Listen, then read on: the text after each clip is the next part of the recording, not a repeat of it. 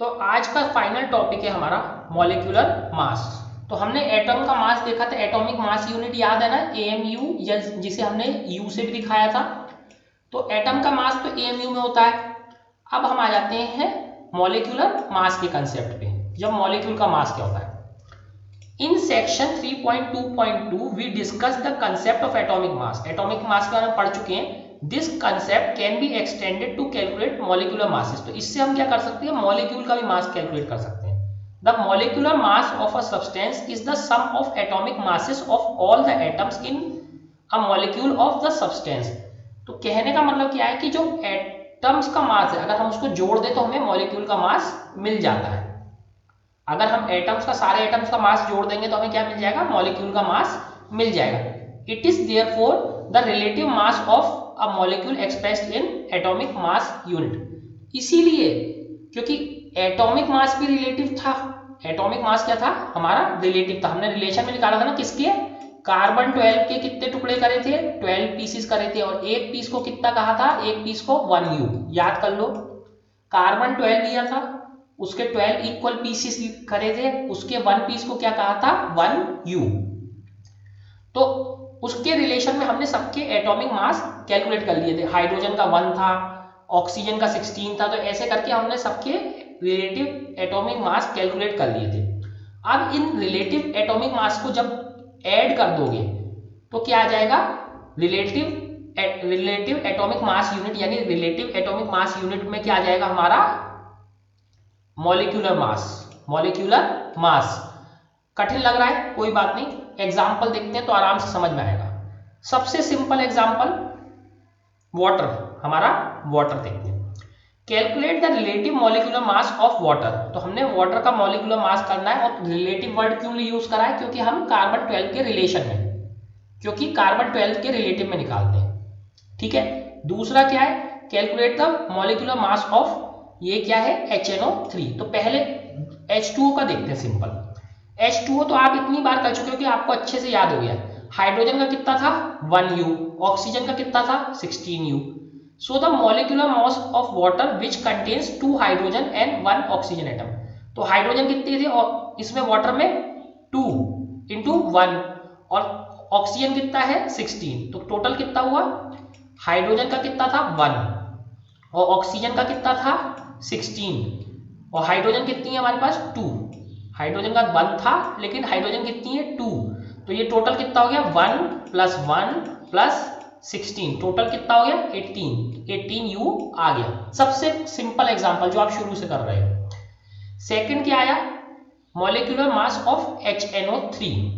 ठीक है, तो HNO3 लिखते हैं, HNO3। तो H कितना है 1, N कितना था 14, आप अपनी टेबल में जाके देख सकते हो।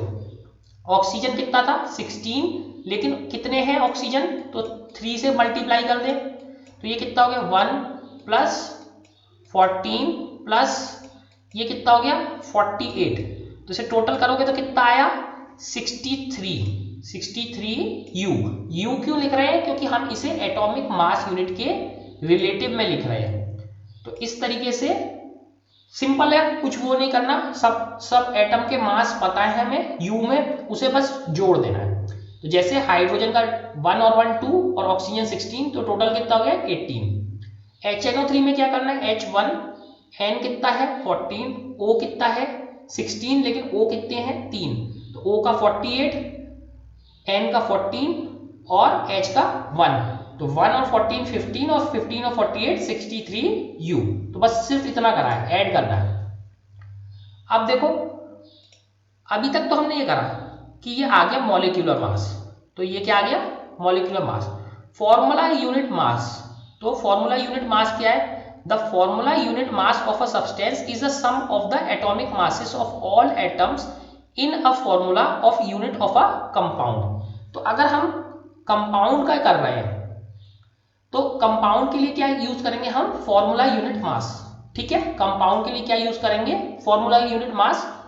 Formula unit mass is calculated in the same manner as we calculate the molecular mass. तो जैसे हम मॉलिक्यूलर मास निकाल रहे थे अभी, मॉलिक्यूलर मास हमने निकाला था, जैसे HNO3 का निकाला था और वाटर का निकाला, तो सेम वही करना है, हमने कुछ नहीं करना, बस सिर्फ एक छोटा सा डिफरेंस है, एक छोटा सा। The only difference is that we use word formula unit. Okay, word क्या हो जाता है, फॉर्मूला यूनिट, बस सिर्फ वर्ड चेंज हो रहा है, बाकी सब प्रोसेस सेम है। For those substances whose constituent particles are ions.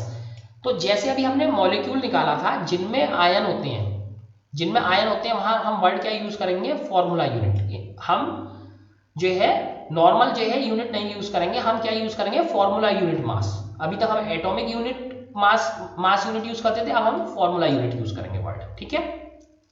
For example, तो एग्जाम्पल क्या है हमारा, सोडियम क्लोराइड, ठीक है, has a formula unit. Formula unit क्या है सोडियम क्लोराइड की, NaCl। तो बस चेंज क्या है, सेम चीज है बिल्कुल, बस नाम चेंज हो गया, नाम चेंज हो गया और कुछ नहीं है। तो NaCl का जो है सोडियम क्लोराइड का फॉर्मूला यूनिट क्या है, NaCl, ठीक है। इट्स फॉर्मूला यूनिट मास, तो वर्ड यहाँ पे हमने एटॉमिक यूनिट मास की जगह क्या कर लिया, formula unit mass, formula unit मास। इसका कैसे करेंगे, Na का कितना है, 1 है, और Na का कितना था 23, और Cl का जोड़ेंगे तो Cl का कितना है एटम्स 1। बेसिकली इसमें आयंस बनते हैं ना, इसीलिए ये वाला इसको फॉर्मूला यूनिट मास बोलते हैं। तो Cl में कितने हैं 1, और Cl का कितना था 30, सॉरी इसे मल्टीप्लाई है 35.5, तो कितना हुआ 23 प्लस 35.5, तो टोटल करोगे तो कितना आया 58.5 U। बस कुछ नहीं करा, बस सिर्फ नाम बदल दिया, ठीक है।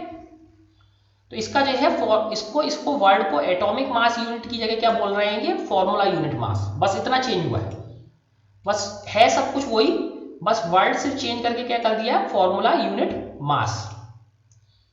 एक नेक्स्ट एग्जांपल देखो, calculate the formula unit mass of CaCl2, ठीक है। तो CaCl2 ले लें, CaCl2, Ca कितना था 40, ठीक है, प्लस Cl कितना है, कितने Cl है 2, एक Cl का कितना है 35.5, ठीक है।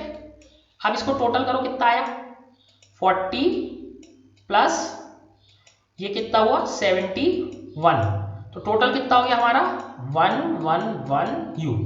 तो CaCl2 का क्या हुआ हमारा फॉर्मूला यूनिट मास 111 U, ठीक है। बस कुछ नहीं करना, हमने सिर्फ मॉलिक्यूलर मास की जगह वर्ड क्या यूज करना है, फॉर्मूला यूनिट मास, बस दैट्स ऑल, कोई चेंज नहीं है, फॉर्मूला यूनिट मास ये वर्ड यूज करना है और कुछ चेंज नहीं है, फॉर्मूला यूनिट मास। अब देखो इसके बाद ये है, इसके बाद ये दो क्वेश्चंस हैं छोटे छोटे, calculate the molecular masses of this.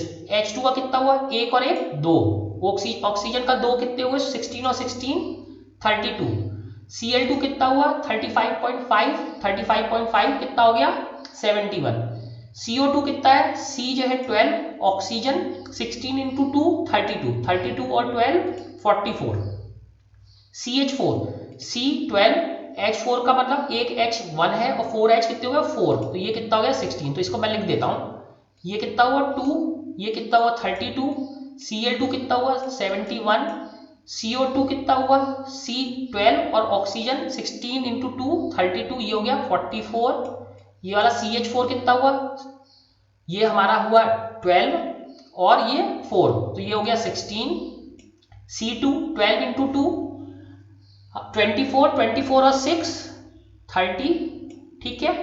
C2H4 कितना हुआ 12 इंटू 2 24 और 4 28, ये वाला कितना हुआ NH3 14 और 3 17, CH3OH कितना हुआ C कितना है 12, H3 3 15 और 16 41 और 42, तो ये हमारा हो गया 42।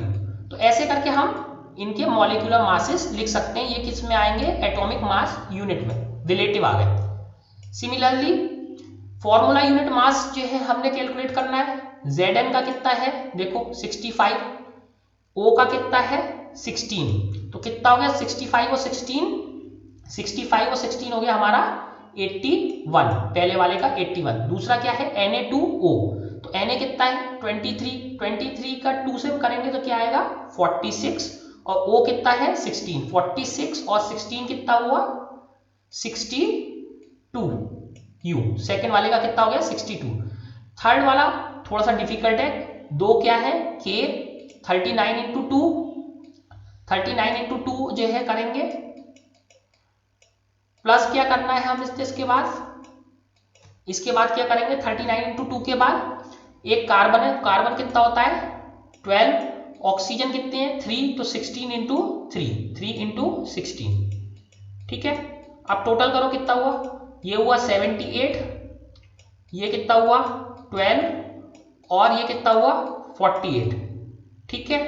इसको सबको जोड़ोगे तो कितना आएगा 138U। तो ऐसे करके हम फॉर्मूला यूनिट मास और मॉलिक्यूलर मास कैलकुलेट करते हैं। आज के लिए इतना ही, थैंक यू वेरी मच।